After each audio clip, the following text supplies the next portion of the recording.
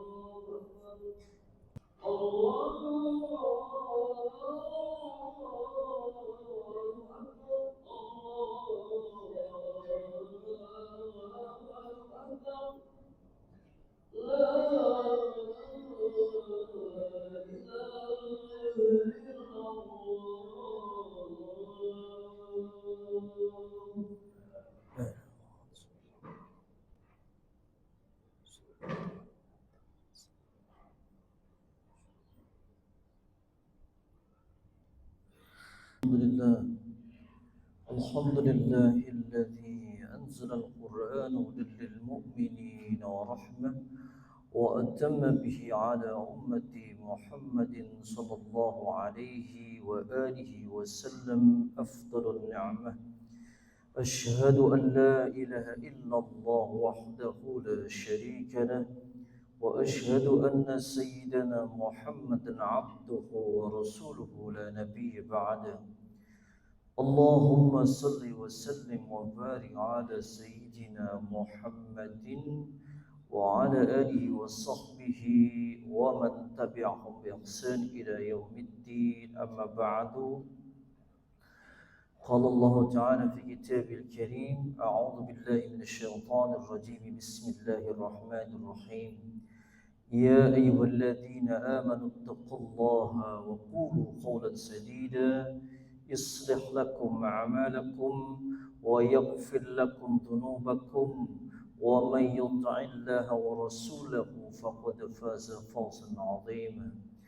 صدق الله العظيم وصدق رسول الله صلى الله عليه وآله وسلم. Tiada Tuhan selain Allah yang maha sempurna zatnya, yang maha sempurna rahmatnya. Allah subhanahu wa ta'ala mengaruniakan kita hati yang yakin bahwa setiap kebaikan yang kita lakukan benar-benar akan dibalas dengan sempurna oleh Allah. Mengaruniakan kita hati yang yakin bahwa tidak ada perlindungan sekokoh perlindungan Allah, dan mengaruniakan kita hati yang yakin bahwa kita akan berjumpa dengan Allah subhanahu wa ta'ala. Salawat teriring salam semoga tercurahkan kepada baginda Rasulullah Muhammad sallallahu alaihi wa alihi wasallam, sosok pribadi teladan yang setiap ucapannya mengandung kebaikan, setiap diamnya mengundang hikmah, bahkan setiap gerak hidupnya bebas dari kesia-siaan. Jemaah sekalian dirahmati Allah,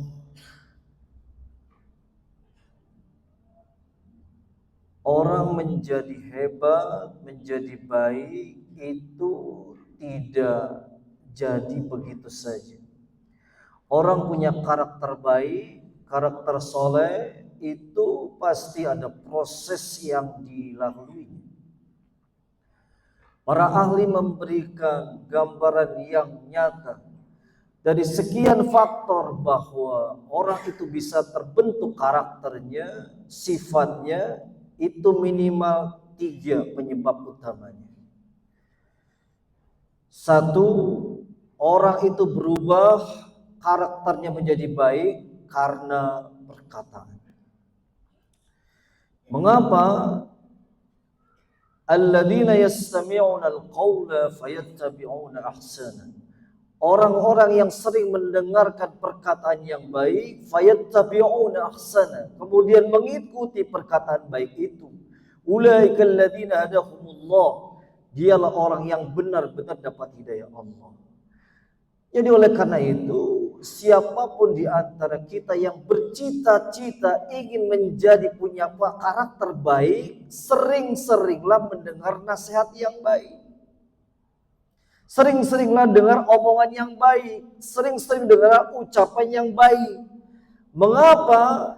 Karena kalau saya umpamakan diri kita segelas yang berisi air teh, kemudian kita masukkan 1 galon air bening, isinya hanya setetes.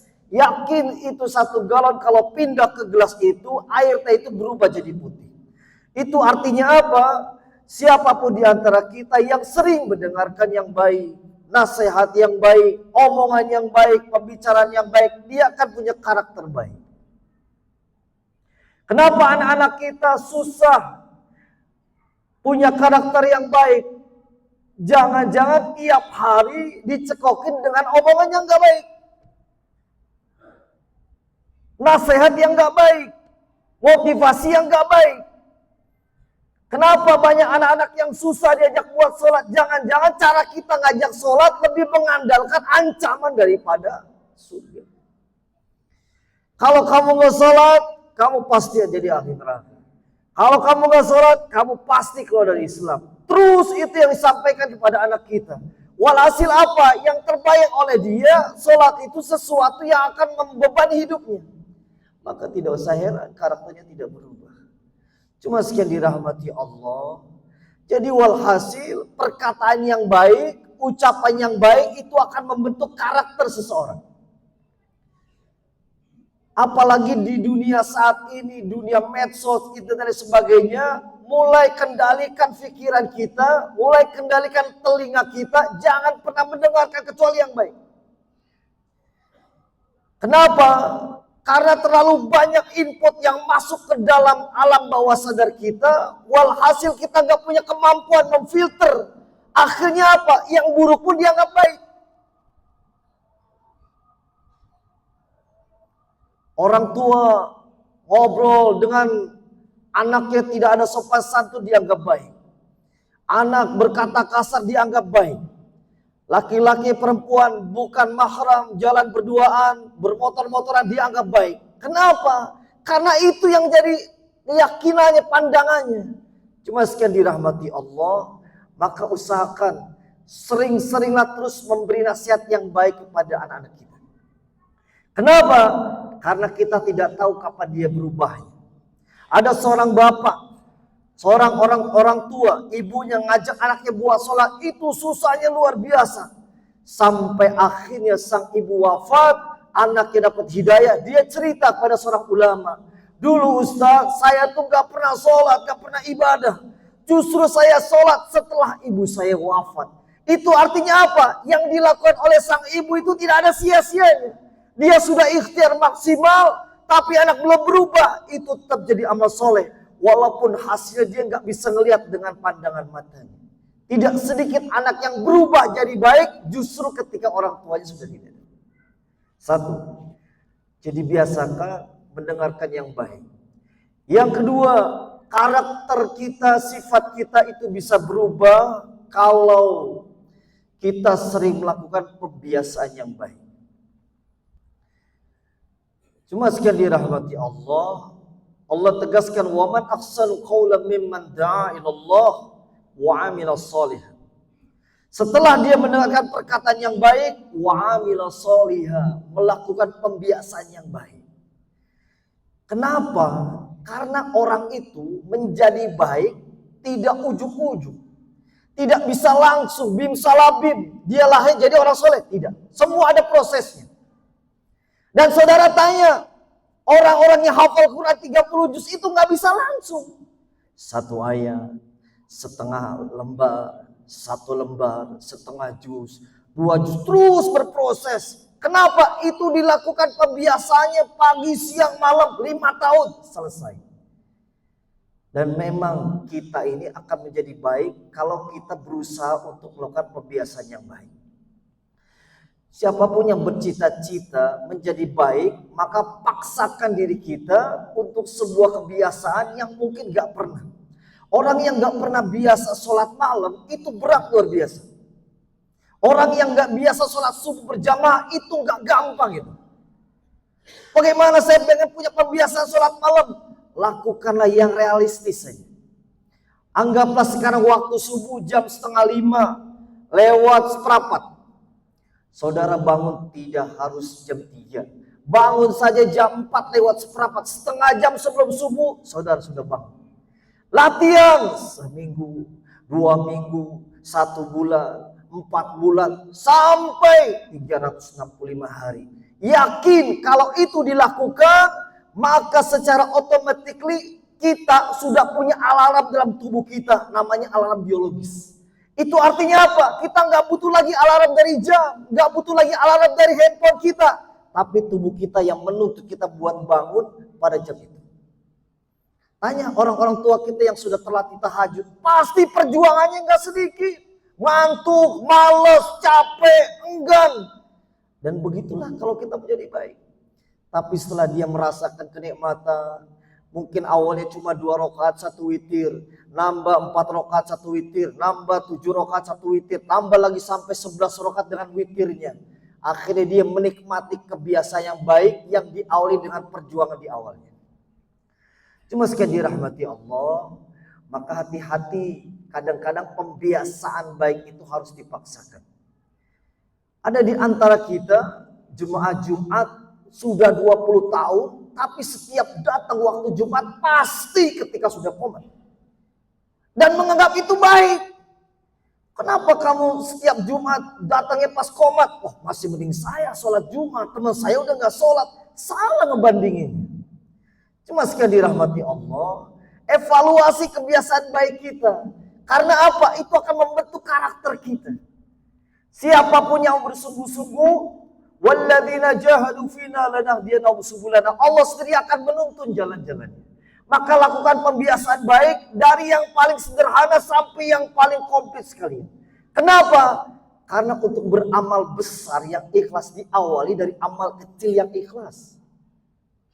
Kalau saudara belum bisa sedekah setiap hari 50.000, latihan tiap hari 5.000, terus lakukan. Nanti itu akan menjadi pembiasaan kita dan tidak berat lagi. Maka ada orang-orang yang karena pembiasaan dilakukan dengan baik, pembiasaan itu menjadi karakter. Orang yang biasa baca Quran pada maghrib, pada subuh, kalau dia nggak baca Quran, ada yang hilang dalam hidupnya. Orang yang biasa istighfar, ketika dia ngobrol sama orang sampai lupa istighfar, ada yang hilang dalam hidupnya. Kenapa? Karena itu jadi karakternya. Yang terakhir, orang itu berubah karakternya karena uswah, keteladanan. Cuma sekali dirahmati Allah, suka atau enggak suka, hidup kita ini memang harus jadi teladan buat orang lain. Karena kita hidup di sekitaran orang-orang terdekat dengan kita. Maka siapapun di antara kita yang ingin merubah karakter itu menjadi baik, pastikan bahwa kita juga jadi contoh untuk orang lain. Kenapa ini penting? Maaf, di antara salah satu konsep dakwah Nabi yang luar biasa adalah Nabi itu tipikal orang yang kalau ngajak orang, tidak ngajak dulu, berbuat dulu. Berbuat untuk dirinya, baru ngajak orang lain. Nyuruh buat diri, baru nyuruh buat orang lain. Melarang buat diri dan melarang buat orang lain. Itu konsep Nabi. Tapi tidak sedikit orang tua, suami ngajak anaknya sholat, tapi dia lebih senang duduk di depan TV, di depan laptopnya, buka internet, anaknya disuruh ke masjid, suruh dengar pengajian. Sementara sang bapak nggak suka hobi dengan pengajian. Bagaimana mungkin akan membentuk anak kita yang suka ke pengajian? Cuma sekian dirahmati Allah. Oleh karena itu, siapapun di antara kita harus bersungguh-sungguh. Kenapa? Karena tidak ada warisan termahal dalam hidup kita kecuali nama baik kita. Dan nama baik itu akan ada kalau kita termasuk orang yang bersungguh-sungguh menanam kebaikan. Jangan pikirkan hasilnya nanti, tapi tanamlah sekarang biar nanti orang lain akan menikmati. Jadi jangan sibuk nanti, apa yang bisa kita lakukan sekarang, lakukan. Karena kita nggak tahu hasilnya. Sampai Alkisah satu hari Umar bin Khattab melihat seorang tua menanam kurma. Umar berkata, orang tua, kau tanam kurma, umurmu udah 90 tahun. Nanti kurma tumbuh, kamu udah meninggal, kapan menikmatinya? Apa jawab sang kakek? Ya Amirul Mukminin, demi Allah, sesungguhnya kita makan kurma sekarang juga karena buah orang-orang yang telah menanamnya lebih dulu. Gak apa-apa. Kalaupun saya mati dan kurma ini belum berbuah, maka aku berharap orang-orang yang setelahku bisa menikmati. Apa yang terjadi? Umar menyuruh ajudannya bawa satu mangkuk kurma kepada sang kakek. Ini kek, saya beri hadiah karena engkau telah menyadarkan pikiran saya. Alhamdulillah, baru nanam sudah berbuah. Cuma sekian dirahmati Allah. Jadi jangan sibuk kita beramal untuk nanti kapan hasilnya. Tapi tanamlah kebaikan dan biarlah Allah sendiri akan mengatur kebaikan itu sampai mana. Biarlah Allah sendiri yang mengatur kebaikan kita punya nilai berdaya rubah sampai mana. Kewajiban kita adalah menanam kebaikan dan kebaikan sampai kita wafat menghadap Allah dalam keadaan husnul khotimah, penutup karena kebanyaknya kebaikan yang kita lakukan. Semoga Allah Subhanahu wa taala menuntun kita untuk istiqomah di jalan ketaatan dan memberi kita kekuatan untuk beramal dengan amal yang Allah ridhai. Barakallahu li wa lakum fil Qur'anil azim wa nafa'ani wa iyyakum bima fihi minal ayati wa zikril hakim wa taqabbala minni wa minkum tilawata innahu samiul alim. Aqulu qawli hadha fastaghfiru azim li wa lakum wa li sayyidil muslimina wal muslimat wal mu'minin wal mu'minat fastaghfiruhu innahu wal ghafurur rahim. Allahumma shalli ala Muhammad wa ala ali